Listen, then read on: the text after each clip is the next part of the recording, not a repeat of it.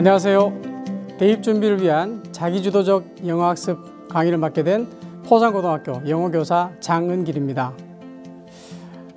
올해는 코로나19로 인해서 학생, 학부모님들을 이렇게 온라인 영상으로 만나 뵙게 되었습니다. 평소 같으면 학교에서 학생들과 함께 땀 흘리며 공부할 시기에 저 또한 학생을 만나지 못하는 게 정말 아쉽습니다. 그렇지만 우리 모두 코로나19 대비 안전수칙인 손 씻기, 마스크하기, 사회적 거리 두기를 통해서 어서 빨리 이 상황을 극복하고 학생들을 반갑게 만나길 바라겠습니다. 자, 그럼 강의를 시작하도록 하겠습니다. 안녕하세요.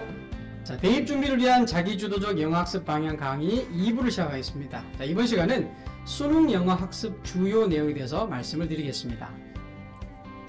자, 이전 시간에 살펴본 바와 같이 절대평가인 수능 영어는 우선 수시의 경우 수능 최저 학력 기준을 확보하기 위한 기본이죠. 정시의 경우는 어떨까요? 영어 영역 점수가 반영되는 방식에 따라서 영향력이 좀 달라지긴 하겠지만 본인이 원하는 대학이나 학과의 최근 2년간 합격생의 점수를 살펴보고 최소한 그 정도 평균 등급을 확보할 필요는 있습니다. 예를 들어 말씀드렸다시피 지방거점 국립대 합격을 위해서는 최소 영어 2등급 이상을 맞아야 되고요. 서울 주요 대학의 경우는 사실상 영어를 1등급 정도는 맞아야 됩니다. 절대평가 수능 영어 문항의 난이도는 그러면 쉬울까요? 어려웠을까요?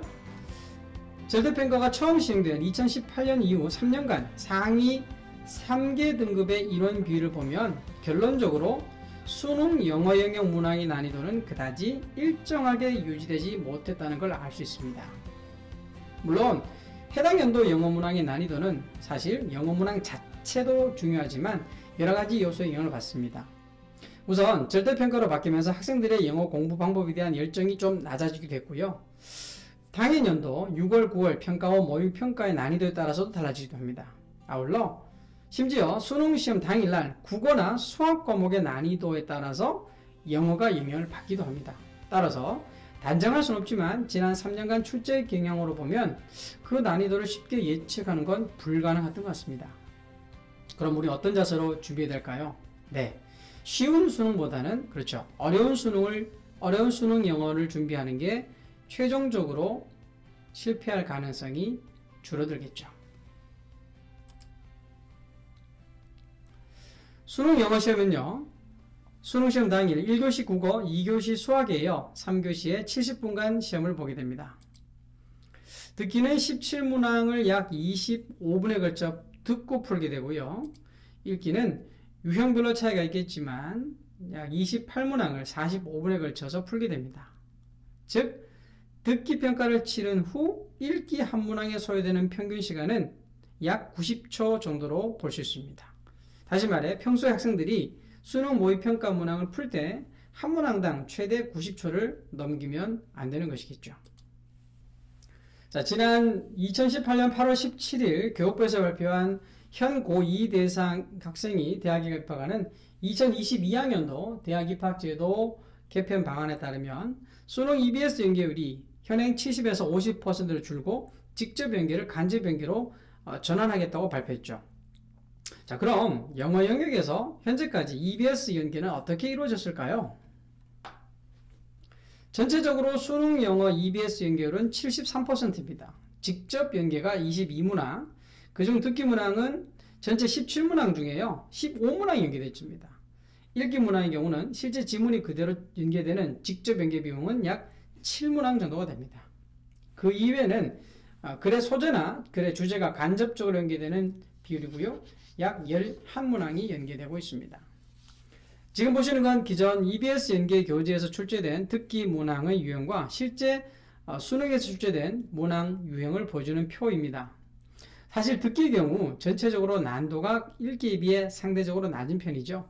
그래서 듣기 문항의 평균적인 정답률은 거의 85%, 즉 100명 중에 85명이 정답을 맞추는 비율입니다.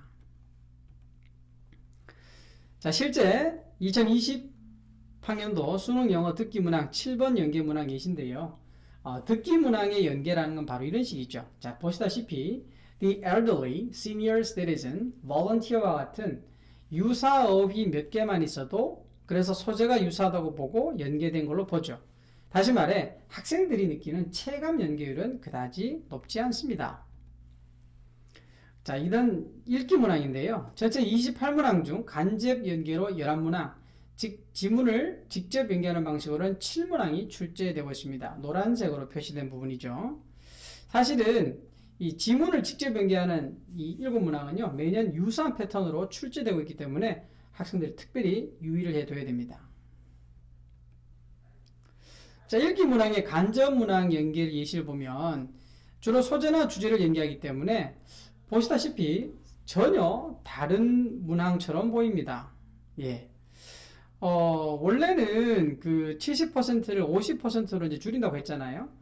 그러니까 이게 간접 연계 문항의 숫자가 만약 줄게 되면요, 연계 문항의 비율 축소가 큰 의미가 없지 않을까.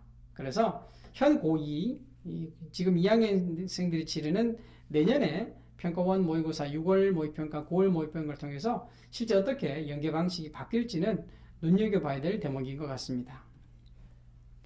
반면에 이 직접 연계 문항의 예시를 보시는데요, 보시다시피 지문을 거의 그대로 똑같이 활용해서 출제합니다. 연계 문항의 경우에 실제 이 경우는 학교에서 치는 지필고사, 즉 중간기말고사와 유사하죠. 즉 내가 풀게 될 지문을 내용을 미리 공부하고 치르는 시험입니다. 그래서 고득점을 노리는 친구들 같은 경우 반드시 이 문항들은 모두 맞춰야 될 것 같습니다. 사실 듣기 문항은 어느 정도 이제 난이도가 별로 높지 않고요. 읽기 문항도 사실은 크게 나눠서 두 가지 용어로 나눌 수 있어요. 다시 말해 우리말로 해석만 하면 바로 답이 나오는 문항이 있고, 반면 우리말을 해석을 해도 이해가 잘 안 되어서 논리적인 추론을 통해서만 문항의 답을 찾을 수 있는 유형이 있죠. 자, 보시는 건 2018년과 2019년 그해 수능에서 제일 어려웠던 문항을 5개 보여주고 있습니다. 6월, 9월 모의평가와 더불어 수능에서 가장 어려웠던 문항들인데요. 보시다시피 빈칸 추론, 어법, 어휘, 글의 순서, 문장 삽입 등 실제 이런 문항들은 우리말 해석을 해도 쉽게 이해가 잘 되지 않습니다. 따라서 읽기 문항을 풀 때는 과감하게 본인의 전략을 세우는 게 필요하다고 생각돼요. 자, 듣기 방송이 끝난 뒤 18번부터 읽기 문항이 시작되는데 처음부터 끝까지 문제를 풀 수도 있지만 제가 지금 보여드리는 슬라이드에서 제시되는 문제 순서로 푸는 건 어떨까 싶습니다. 물론 수험생에 따라 개개의 문제 푸는 방식이 다를 수 있겠죠. 근데 지금 보여드리는 순서가 아까 말씀드린 것처럼 읽어서 해석하면 답이 나오는 것에서 위에서 내려갈수록 읽고 나서도 이해가 되지 않아 논리적 추론이 필요한 것들입니다. 그래서 좀 쉬운 문항에서 어려운 문항으로 풀게 되면 아마 학생들이 갖게 되는 인지적 부담도 줄게 되고 심리적 안정감도 생겨서 아마 점수를 최대한 확보하지 않을까 싶습니다. 자, 보시다시피 듣기 문항을 다 맞게 된다면 위에서부터 내려와서 대입하까지만 다 맞춰도 3등급은 확보되고요. 중문장 독해라고 해서 41, 42번 유형까지만 다 맞춰도 2등급은 확보하게 됩니다. 말씀드려서 거의 8, 9문항은 풀지 않아도 2등급은 확보되는 거죠. 사실 맨 마지막에 있는 간접수기와 빈칸 추론 문항들이 정답률이 제일 낮은 것들이기 때문입니다. 그럼 고난도 문항, 금방 봤던 빈칸 추론 문항이나 글의 순서를 어떻게 풀어야 될까요? 여기 우리말로 빈칸에 적절한 것이 무엇인지 잠시 볼게요. 자, 문제 1. 다음 빈칸에 들어갈 문으로 가장 적절한 것은, 자, 정승익 선생님은 회를 못 먹는다. 또한 고기는 완전히 구워야 먹을 수 있다. 그럼 꿈틀대는 산낙지는 입에도 못 댄다. 요약하면 정승익 선생님은 땡땡땡 음식을 먹지 못한다. 예, 답이 뭘까요? 그렇죠. 날것 상태의랍니다. 어떻게 알았죠? 회를 못 먹고 고기를 구워야 되고 산낙지는 입에도 못 댄다. 글의 근거, 논리적 추론할 수 있는 근거를 찾아보신 거죠. 자, 실제 작년 2020 학년도 33번 문항을 보겠습니다. 굉장히 어려웠던 문항 중에 하나인데요. 시간 관계상 제가 문장 풀이를 다 하진 않고요. 우리말 해석된 걸 가지고 말씀을 좀 드리겠습니다. 그 빈칸에 들어간 말이 요 밑줄 친 부분이었어요. 그래서 그것을 생산하기 위한 재료를 확보할 수 있는 우리의 능력이 있을지 모른다. 요거를 빈칸에 찾는 건데 실제 학생들의 푸는 방식 학생의 경우에 글을 처음부터 끝까지 쭉 그냥 편하게 읽기만 하면 다 읽고 나서도 답되는 부분을 찾기가 힘들죠. 전략적 읽기가 필요한 겁니다. 그래서 보시면 밑줄침과 같이 실제 제일 위에는 밑줄이 답인데요. 중간에 있는 부분 우리는 이제 자원 수요에 대해서 근본적 변화를 목격하고 있다. 이전과는 다른 걸 목격하고 있다. 그리고 맨 마지막에 오늘날에 제한된 공급을 늘리지 않고서는 즉 공급을 늘리지 않고서는 기후변화를 주기 위해서 우리가 필요로 하는 친환경 대체 기술을 개발할 가망이 없다. 공급을 늘려야 된다. 기술 미래는 우리가 생각을 못하는 게 아니라 우리의 능력을 확대하는 것이 필요하다.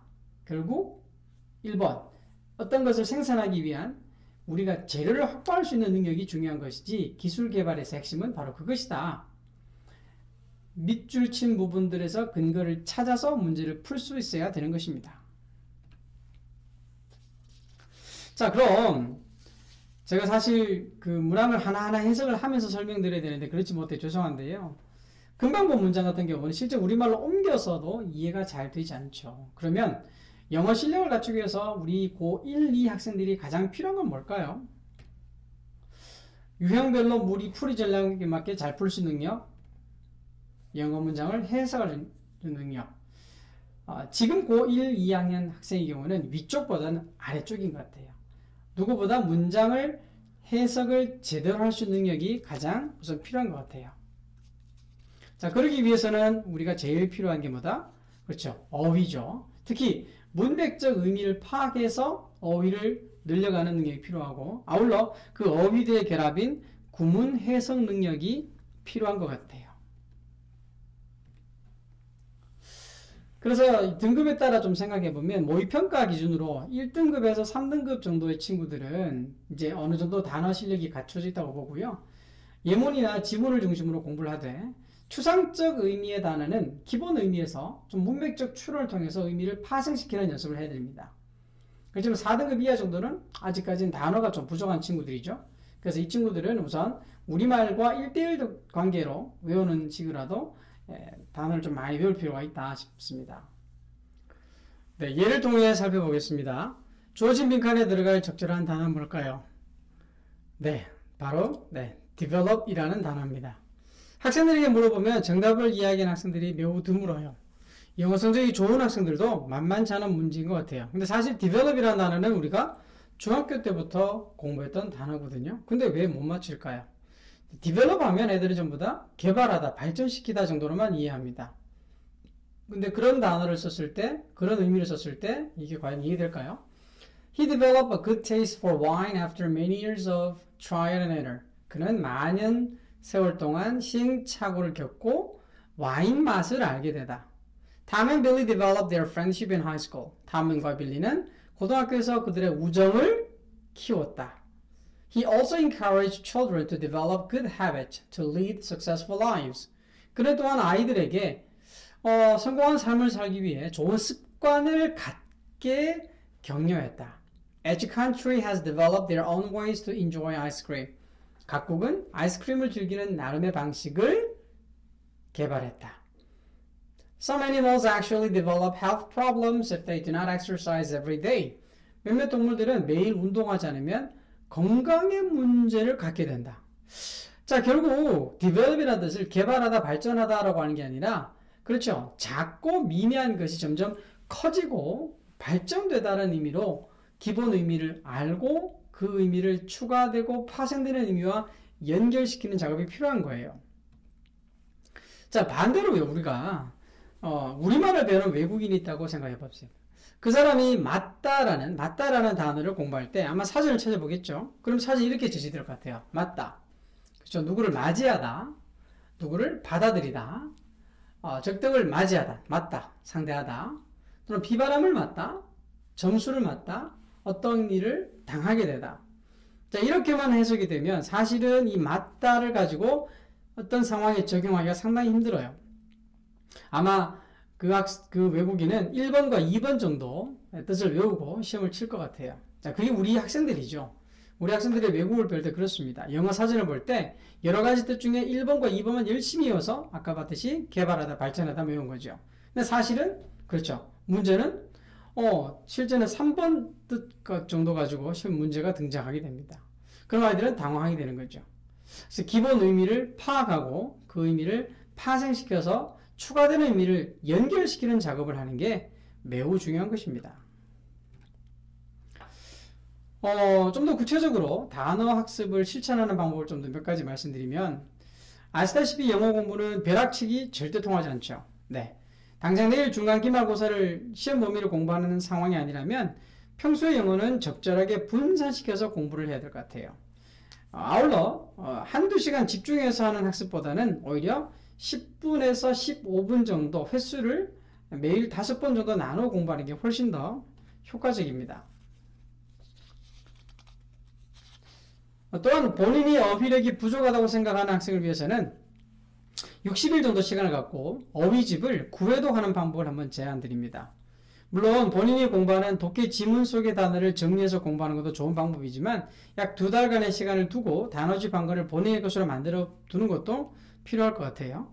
자, 우선 단어집을 60일 정도 분량으로 나눕니다. 자, 시중에 판매하는 책들이 대략 이 정도의 기간을 두고 공부하도록 편집되는 게 많거든요. 자, 처음 15일은 단어의 기본 의미와 제시된 파생어업 위주로 공부합니다. 예를 들어 consider이라는 단어, 즉 고려하다는 의미가 있다면 이 단어의 파생어인 consideration이나 considerate, considerable 같은 형용사나 명사를 함께 공부하는 거죠. 자, 그 다음 10일은 해당 단어와 함께 제시되는 예문을 위주로 공부합니다. 그리고 그 이후 5일 동안은 단어집을 펴낸 출판사에 가면 대부분 mp3 그 듣기 파일을 제공하거든요. 그 듣기 파일을 들으면서 공부를 하게 됩니다. 자, 이렇게 하면 3회독이 끝나는 거죠. 자, 이 과정을 2번 정도 더 반복을 하면 60일 안에 이 책을 총 9번을 보게 되는 겁니다. 자, 이렇게 구회독을 실천하면 분명히 그 단어집은 자기만의 단어집이 될 것이고 빠르고 바른 독해로 넘어가는 훌륭한 디딤돌이 될 겁니다. 마지막으로 영어학습 방향을 basic이라는 기본이라는 의미의 단어를 가지고 두 문자를 만들어서 한번 정리하도록 하겠습니다. basic은 기본입니다. 그래서 기본 중에 기본 brick, 벽돌이죠. 영어의 벽돌 역할하는 건 뭘까요? 네, 단어죠. 뭐니 해도 영어의 기본 어휘를 학습하지 않고서는 영어를 잘할 수가 없는 거죠. 자, 그런 기본 어휘를 학습하는 방법 중 하나가 바로 늘 영어를 가까이 하는 accessibility란 말은 접근성이라는 뜻이거든요. 내가 공부할 수 있는 공부 자료를 내 눈에, 내 손에 항상 가까이 두고 공부하는 게 필요할 것 같아요. 아울러 내가 공부하는 것을 어떻게 공부할지를 스스로 판단하고 공부하는 메타인지 능력을 기르는 것도 중요한 방법이 될 것 같습니다. 아까 말씀드렸다시피 영어는 머리 좋은 사람이 잘하는 게 아니라 성실하고 열심히 하는 사람이 잘하는 거고요. 자, 끝으로 영어 공부에 대해서 아직 자신이 없거나 수능 영어 학습에 대해서 좀 공부를 성적을 더 올리고 싶지만 아직까지 성공 경험이 없는 친구들에게는 할 수 있다, confidence, 자신감이라는 뜻이죠. 할 수 있다는 말을 꼭 해주고 싶습니다. 네, 이것으로 대입 준비를 위한 자기주도적 영어학습 강의를 마치도록